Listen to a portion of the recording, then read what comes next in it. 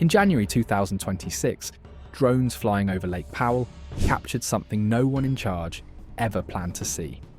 This isn't just a shrinking reservoir, this is the violent return of a buried canyon, and the slow failure of a dam designed for a world that no longer exists.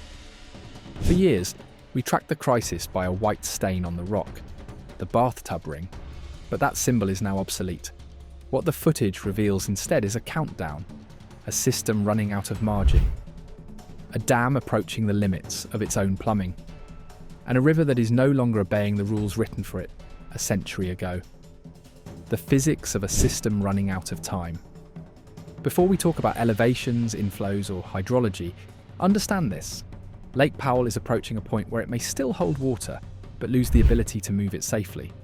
If power generation stops, the entire system's forced to rely on backup outlets that are already damaged. This is no longer a question of drought, it's a question of mechanical limits. As of January 5th, 2026, Lake Powell's surface elevation sits just under 3,540 feet above sea level.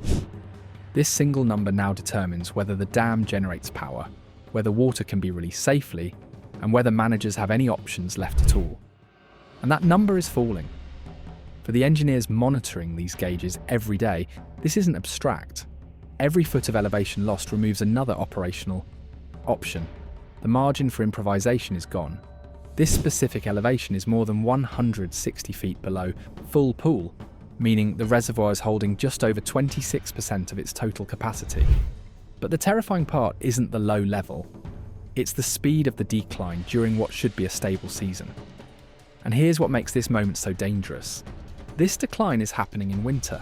Between January 1st and January 4th, the reservoir dropped nearly half a foot, losing roughly 10,000 acre-feet of water in just 4 days. In winter, this isn't supposed to happen. Instead of stabilising, Lake Powell is being actively drained to meet downstream demands. For the current water year, total inflows are sitting at just 75% of the seasonal average. We are witnessing a decoupling where precipitation happens, but the arid, thirsty soil swallows the moisture before it ever reaches the river. The countdown is visible in these daily decrements, pushing the water level relentlessly toward a point of no return.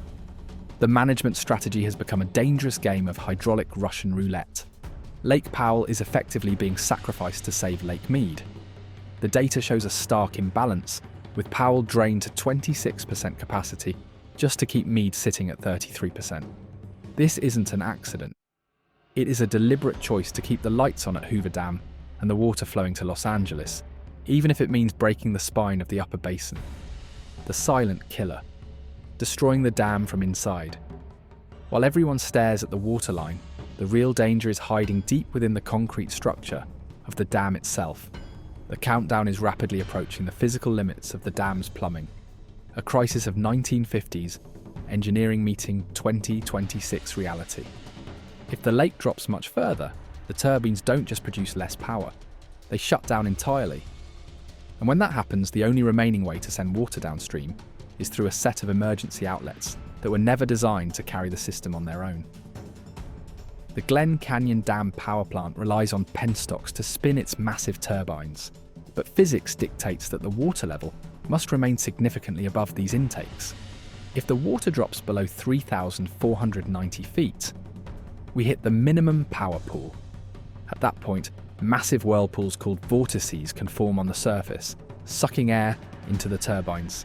This causes cavitation, a violent process that can shatter the steel and concrete of the generating units. Right now, we are sitting at 3,539 feet. That sounds like a 50-foot safety buffer, but in the context of the Colorado River, that is nothing. Historical data proves the lake can drop that much in a single dry year. If the lake dips below that 3,490 threshold, the power plant shuts down. That severs a critical source of black start capability for the Western grid and wipes out the revenue that pays for salinity control and endangered species programs. But the nightmare scenario isn't just about electricity, it's about the ability to move water at all. If the turbines stop, the only way to get water to the Grand Canyon and the millions of people downstream is through the river outlet works. These are 4 steel-lined tubes near the bottom of the dam. But here is the secret that keeps water managers up at night. Those tubes are damaged. Following high-flow experiments in recent years, inspections revealed that cavitation has already pitted the steel linings and eaten away at the concrete. We are being forced into a hydraulic corner, where the only machinery left to save the river is the machinery most likely to break. A buried world rising from the dead. While the engineers panic, the geology of the canyon is celebrating. The countdown has triggered a resurrection of Glen Canyon, a place often called the place no one knew before it was drowned. The footage we are seeing in 2026 documents this return with startling clarity. The most dramatic symbol is the Gregory Natural Bridge. For 50 years, this massive sandstone arch in the Escalante Arm was submerged, existing only in black and white photos. Now, it is high and dry. Hikers can walk beneath the span on solid ground, effectively turning back the clock to 1960. The waterline is now well below the bridge's floor. This isn't just about dry rocks. It is about the landscape actively fighting back. In the upper reaches of Cataract Canyon, the Colorado River is reclaiming its gradient. The Returning Rapids project has documented the re-emergence of fearsome whitewater like Gypsum Canyon Rapid and Dark Canyon Rapid. These aren't sluggish currents. They are Class 4 hazards that require technical scouting.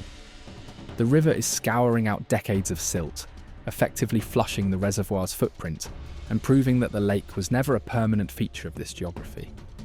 But this resurrection comes with a toxic twist. The economics of exporting water during a mega drought.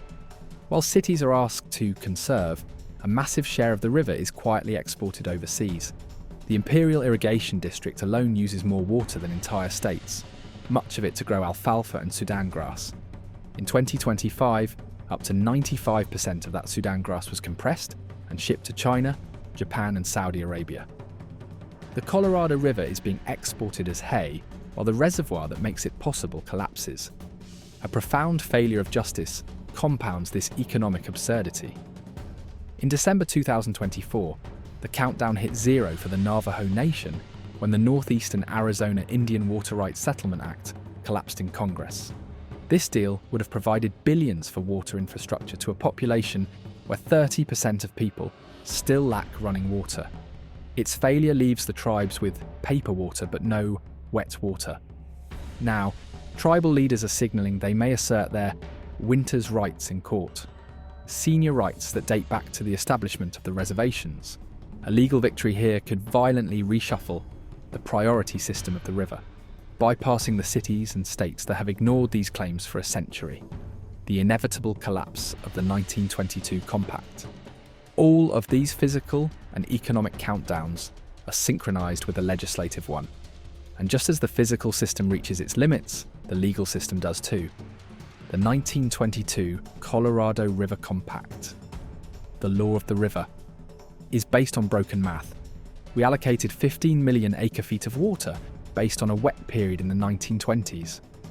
But tree ring data going back 1,200 years proved the true average is closer to 13.5 million. We've been operating a bank account with widespread fraud for 100 years, and the audit has finally arrived. The lower basin now wants to manage the river using something called total system contents. In plain terms, it means merging Lake Powell and Lake Mead into a single accounting trick, hoping that shared numbers can hide the fact that both reservoirs are failing at the same time. The new regime. What we're watching isn't the death of the Colorado River, it's the end of the illusion that we ever controlled it. By January 2026, the re-emergence of Glen Canyon and the degradation inside Glen Canyon Dam confirm that a phase change has already occurred. The reservoir era is ending. The future won't be defined by how much water we can store, but by how carefully we let it pass through. Glen Canyon Dam will survive, not as a symbol of power, but as a constraint, a structure forced to respect a river that has reclaimed its memory. The map is being redrawn, and this time, the river is holding the pen.